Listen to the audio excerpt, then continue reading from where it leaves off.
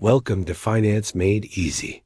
In financial news, we often hear the terms interest rate cut and reserve requirement cut. As soon as these announcements are made, the market is usually thrilled. People excitedly discuss how much the stock market will rise and which industries or stocks will benefit. On the other hand, when there's talk of raising the reserve requirement or increasing interest rates, the market reacts with despair. Not long ago, the global stock markets dropped after the U.S. Federal Reserve hinted at a greater possibility of interest rate hikes. Many people don't understand that these financial phenomena are actually based on one of the most important principles behind the functioning of modern economies. The government regulates the credit supply and the economic temperature of the entire society through the banking system. How does the government regulate the economy through the banking system? First, it issues money through the central bank, which then passes through the commercial banking system to absorb deposits, make loans, and create credit. If we think of the economy as a farmland, the banking system is like a large irrigation project. In this system, the central bank is the huge reservoir, and the legal currency it issues is the water in that reservoir. What about commercial banks? They are the various water distribution stations along the way, directly influencing the credit supply in society and the economic temperature. Within this irrigation system, there are two giant gates. One is the reserve requirement ratio, and the other is the benchmark interest rate. When the central bank adjusts the reserve requirement, either increasing or decreasing it, it immediately impacts whether there's more money or less in the economy. Today, I'm going to explain how the reserve requirement ratio affects the credit expansion mechanism, and tomorrow, I'll explain how the benchmark interest rate affects the overall economy.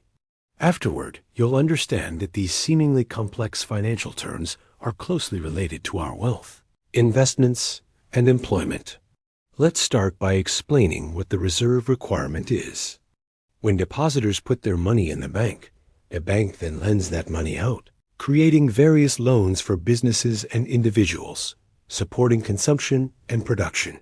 However, since depositors may want to withdraw their money at any time, the bank must keep a small portion of it on hand to meet withdrawal requests. This portion of money is called the reserve requirement, and the percentage of deposits the bank must hold is called the reserve requirement ratio. By controlling this ratio, the central bank can regulate the overall credit supply in society, just like controlling the gates of a reservoir. What's more interesting is that the reserve requirement ratio acts as a multiplier in the banking system. Even a small adjustment to the reserve requirement ratio can lead to significant changes in the overall credit supply.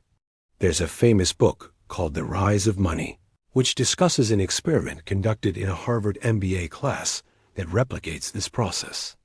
In the class, one student represents the central bank, and other students represent different banks and depositors. The central bank sets the reserve requirement ratio at 10%, meaning that each bank must keep 10% of its deposits to meet withdrawal requests.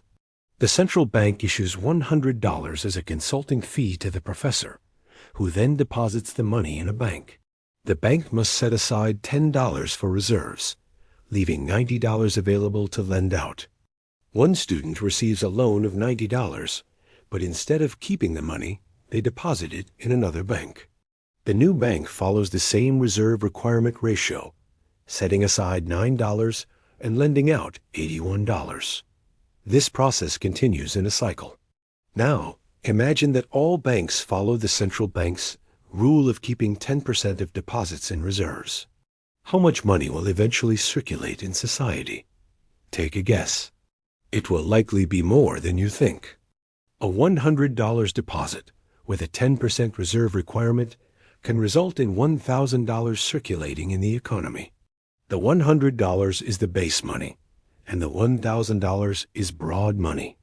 The central bank's issued money is called base money, and after passing through the commercial banking system, the total money supply increases tenfold, as we've seen in this example. This multiple is called the money multiplier, and it's the inverse of the reserve requirement ratio.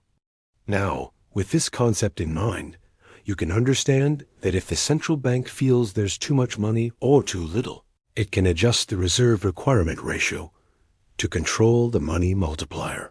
For example, if there's too much money in circulation, the central bank could increase the reserve requirement to 20%. What happens then?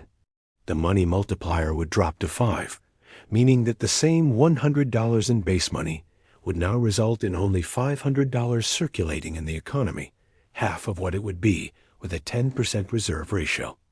On the flip side, if the central bank believes the economy is too sluggish, it can release more water by lowering the reserve requirement. Let's say it's reduced to 5%. Now, the $100 in base money would result in $2,000 circulating in the economy. So, when the central bank lowers the reserve requirement, it's effectively injecting liquidity into the economy. Raising the reserve requirement, on the other hand, means tightening the money supply. Now you understand why people celebrate a reserve requirement cut. It means more money circulating in the economy, more investment opportunities, and more chances for everyone. We've just discussed how adjusting the reserve requirement ratio can impact the money multiplier, making the money supply increase or decrease exponentially. However, this example was based on a hypothetical world. In reality, the situation is much more complicated. For example, banks' willingness to lend, as well as the cash holdings of individuals and businesses, all influence the money expansion mechanism. For instance, in the example, we assume that banks lend out all the money beyond the required reserves. But in reality, if the economy is struggling, banks might be concerned about loan defaults. In such cases, banks might choose to hold on to the funds rather than lend them out. If, in our example, the bank only loans out $50 of the $90, the money multiplier effect would be much smaller.